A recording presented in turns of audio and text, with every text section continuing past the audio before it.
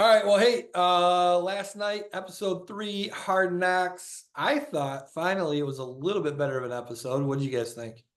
Yeah, I thought it was better. I just hate the Bears, so I thought it sucked. It's um, just like the opening clip of the head coach and Caleb Williams talking. Yeah, it yeah, was. It's kind of like weird. Like, what did you learn? yeah, yeah, And He's Caleb got Williams is like, I don't know. I'm not really sure what I learned. yeah, Okay, this is off to a great start. that practice is harder than the games. Yes, oh yeah. yeah. Which Like, it should be. I doubt it is, but it should be. yeah. But again, it's just such a cliche. It almost looked like that whole opening scene was scripted. Oh, I'm sure it was. I'm sure. Which is, I think it just makes it so obvious that it's just so hard to do. And it's Yeah. like, yeah, I mean, I'm sure they're looking for film, they're looking for bits, looking for the sound bites. But I was just kind of like, really? This is what we're starting with? Okay. So You I know, lost interest right from the get go. yeah. I did like and last week we talked about how they were kind of talking about one of the backup quarterbacks, Austin Reed, and they touched a little bit on Tyson Badgett, one of the other backups. And I had mentioned it'd be kind of cool maybe to see them kind of focus on that story because I can't imagine both of them are going to make the roster, right? I mean, Rippon's got to be the clear-cut backup, I would think. I could be wrong. Is Mm. that the guy? Is that the arm wrestling guy? That was his dad, yeah. Yeah, yeah, yeah. That part was actually pretty good. It was pretty interesting.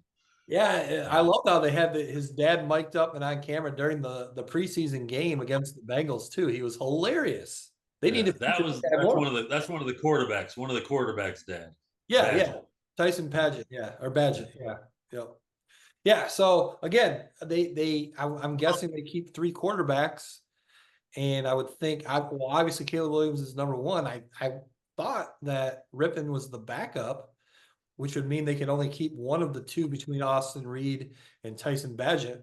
Both seem to have been playing pretty well in the opportunities they've been getting in preseason. But I think with Hard Knocks too, they do try to make some of these guys appear to be maybe better than they are. Well, can we say, like, I mean, a portion of that show is dedicated to their amazing punter. Yeah. Yes, he is good. Really? Well, he is good, but come on, we're dedicating a show to him. Come on, Right. No, exactly. I don't, and you wouldn't think a punter should get much airtime in Hard Knocks, but I It's mean, hey, foreshadowing. it is amazing. It is yeah, amazing. Some great placement. yeah. Foreshadowing for the future of their season. Yeah, lots of punts. Lots Exactly. of punts. Which he was very experienced at playing at Iowa. All Iowa did last year was punt. Yeah. But the thing too, I was thinking a little bit about how someone like Austin Reed and someone like Tyson Badgett are getting this exposure on the show. You wonder if that maybe helps them in the future if they were to get cut, as far as just the exposure other teams are seeing, and it could help maybe lead to getting signed to another team. And then, that also then kind of made me start to think about how we talked in the past about how they don't really show the cuts anymore on the show. And we were kind of like, it was kind of weird that they did, just because it was such kind of a personal, not great moment for these guys. But then you wonder too, even in that moment, if that is something that can give them some positive exposure to some other teams, just to see how they react in that moment. Um, might get their name out there a little bit more for some other teams. Yeah, I always liked watching the guys that were on the chopping block. That Yeah, was always pretty enjoyable. But I know it kind of probably sucks for them personally, right. just to kind of have to be in the spotlight through that. But I always kind of enjoyed. At least it gets you in the feels a little bit for makes you feel a little bit while you're watching the show. And you feel bad for the guy once he gets cut. And Mhm. Yeah, but you get vested, and then I think, don't they usually show, like, I feel like in the past they've shown people get cut, and then they, like, the next show maybe, or at the end they say, hey, that player was picked up by somebody. Yes. yeah, So yeah, it probably, maybe it does help them maybe just Yeah. get their name out there a little bit more. Yeah, and they do. Typically with the way the Hard Knocks has worked is they will feature someone or one or two guys that are on the bubble, and then a lot of times they do end up getting cut. Like 2 seasons ago with the Hard Knocks Detroit Lions, the wide receiver from Muskegon. He was featured quite a bit on the show as someone on the bubble, and then he did end up getting cut too. But yeah, You think a lot of NFL players watch Hard Knocks? I don't know. I bet they do. I bet they do. I Yeah, mean, they probably do. the other thing too is like Big Mo, you have a kind of a famous line you like to say too about recruits and things like that, where if they're good, if you're good enough, they'll find you. So even without that exposure on Hard Knocks, you got to think that all the other teams know everything about every player in everybody's camp. Yeah, and I think even in the Hard Knocks part, I think you get some of that with the fact that also like these directors of personnel and things, they have their favorites, or they find someone that is intriguing to them, like the way they kind of went after the Booker kid in the 4th round, Yeah, yeah, yeah. to trade and find that pick. Like that, I don't. The general manager, that was his guy. Like he was like, let's find a way to get him, and they're all making the phone calls, and whether he pans out or not, who knows? But that guy thought this was a diamond in the rough. That's my guy. We got to go get him. Let's go get a try. I think there's probably a lot of that in the league too. Like you get to know somebody, you like them. I'm Yeah. going to go give him a shot if that fits fits our needs. Yep. And you want to get good people in those positions too, because you don't need somebody who's not maybe going to get playing time and things like that to be a headache or anything. So that's where on Hard Knocks, some of these guys you get to see their personalities, and that maybe is good exposure for other teams to see.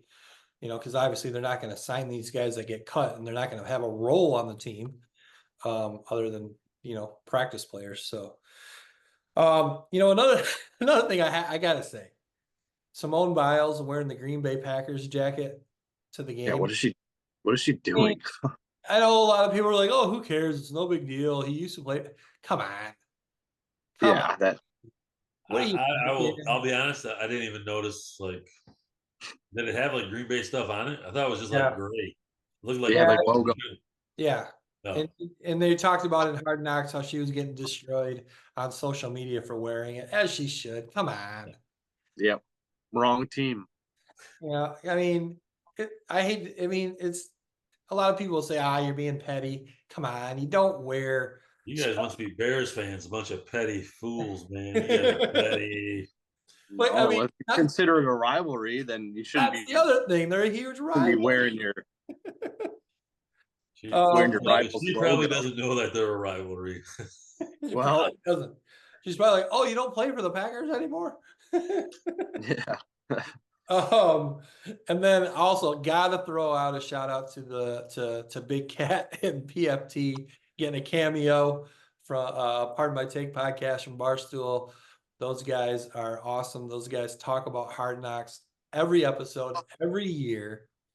It's a huge part of their late summer episodes. And obviously Big Cat, huge Bears fan. So that was pretty cool that they got a cameo on Hard Knocks.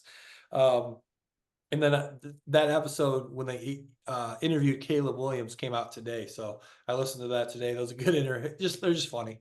So I thought that was pretty cool. Maybe one day, guys, will get to be featured on an episode of Hard Knocks. Oh, that'd be neat. I don't know, anything else from Hard? I mean, they showed the game, the preseason game against the Bengals. Caleb Williams, okay, he did have a rushing touchdown, but he was like 6 for 14 or 6 for 13, something like that. Not very efficient.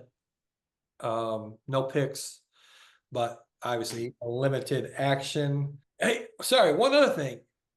They said the Bears still have one more preseason game. Obviously, they played in that Hall of Fame game against the Texans. And then they still, on top of that, get 3 preseason games, which gives them 4.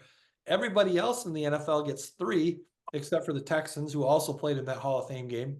What do you guys think about that? Is that 4th preseason game an advantage for them, or is it almost more of a, I mean, maybe disadvantage is a little bit strong. But I thought everybody got 4. No, when they switched it. Yeah, when they added on one regular season game from 16 to 17, they dropped preseason down from 4 to 3. I didn't Yeah. realize that the teams that were still playing in the Hall of Fame game, that was just in addition to their 3 preseason games. Oh yeah, they play the Chiefs tomorrow. Tomorrow. That's interesting. Maybe they just want to be preseason champs. Yeah, they're 3-0. Yeah, they are. Let them get their limelight. But yeah, Big Mo, if you're a Chicago Bears, or a team that gets 4, are you liking the fact that you have 4, or you almost look at it as like a disadvantage? Well, if I'm the Bears, I probably like it. As a fan, I don't care. I mean, in all reality, what the Caleb Williams had 22 snaps last against the Bill or against the Cincinnati. Again, I think it's a waste. Again, I haven't tuned into any preseason game so far. Yeah. Doesn't intrigue me one bit. They don't mean anything. The record doesn't mean anything. So it's I mean, it's a toss up. Toss it up, doesn't matter. yeah. One nice thing is it does give them one extra opportunity to evaluate some of the talent towards the bottom of the roster and making decisions on roster spots, I guess. But you would think Yeah, 3 right. games and all those practices and all those combined It's practices. it's really probably not that close. Like Yeah. they're probably very. I mean, there's probably a very few that are coming down to those last practices to Yeah. decide who's playing and who's going to be on the practice squad.